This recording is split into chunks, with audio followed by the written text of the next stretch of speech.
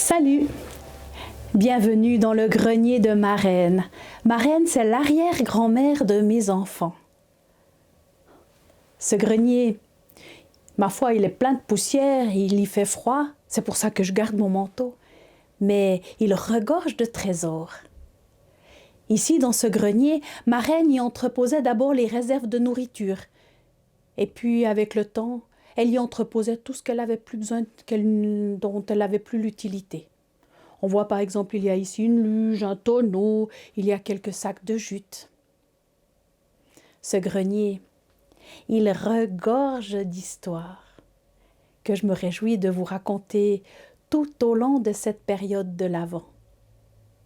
Marraine, c'était quelqu'un d'extraordinaire. Elle mangeait que des produits de saison.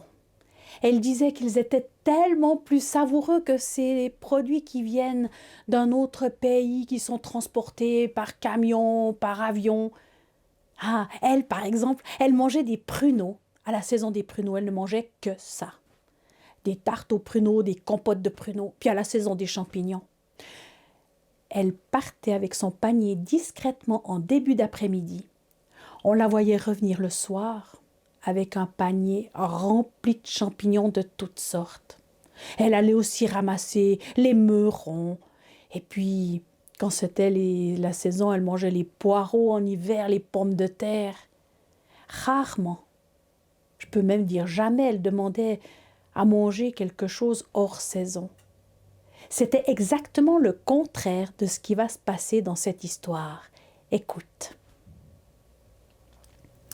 Il était une fois une veuve qui avait une fille, ma foi, un peu capricieuse.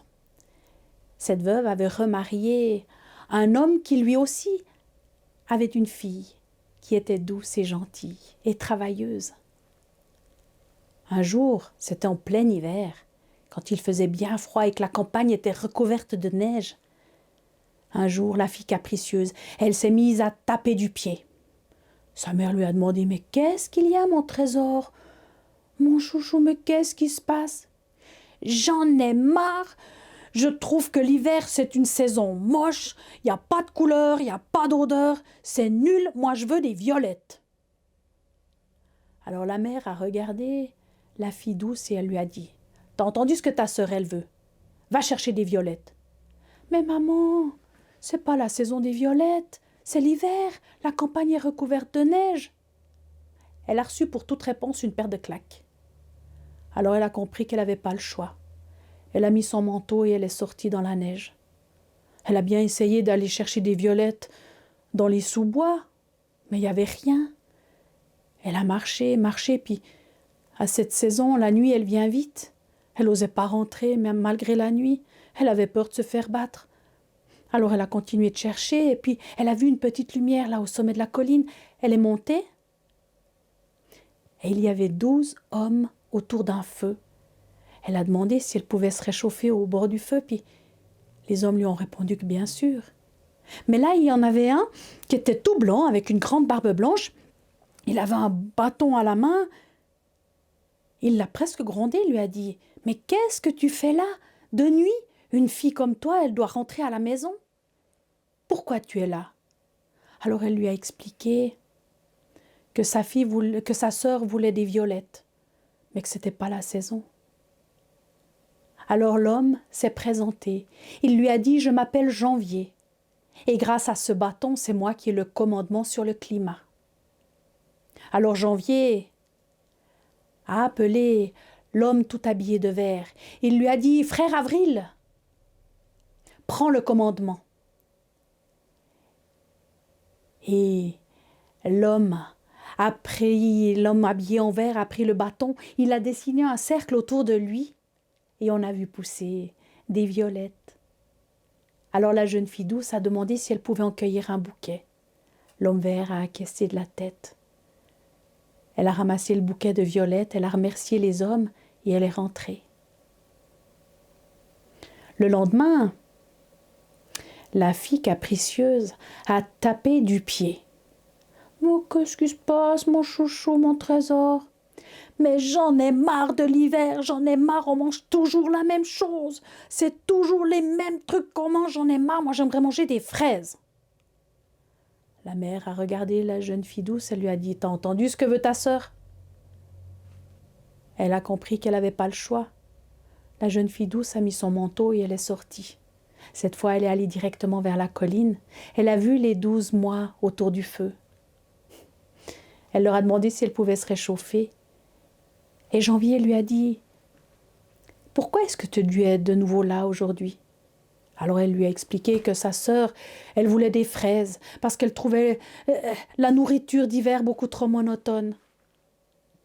Alors Janvier a appelé l'homme tout habillé de jaune.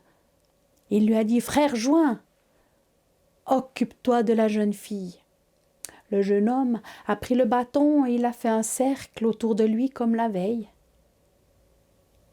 Et des fraises sont apparues. Alors la jeune fille douce a demandé si elle pouvait en remplir son panier. Joint a acquiescé de la tête. Et dès qu'elle a eu rempli son panier, elle a remercié les 12 hommes et elle est rentrée chez elle. La fille capricieuse, elle n'était jamais satisfaite. Le lendemain, elle a tapé du pied, elle a dit « Je veux des pruneaux !» La jeune fille douce est sortie dans la neige. Elle est montée la colline, elle a rencontré les 12 mois. Et elle a dit que sa sœur voulait des pruneaux. Janvier a donné son bâton à Octobre. Et Octobre a juste donné 2 pruneaux à la jeune fille douce.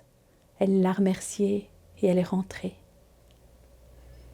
La fille capricieuse, elle s'est fâchée. « Tu me ramènes que 2 pruneaux? Je suis sûre que tu as mangé tous les autres pruneaux. Eh bien moi, je ne suis pas plus bête que toi, je vais aller chercher les pruneaux moi-même. » Et elle est partie. Elle a mis son manteau et puis elle est montée directement sur la colline parce qu'elle savait que c'était là que ça se passait.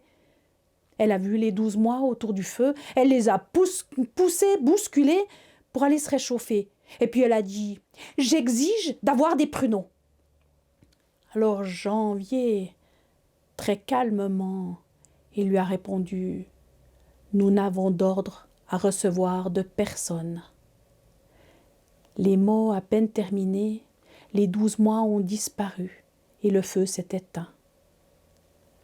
Le lendemain, la mère de la jeune fille capricieuse a retrouvé sa fille gelée au bord d'un feu où il ne restait plus que des cendres. La mère a regretté un peu tard d'avoir cédé à tous les caprices de sa fille.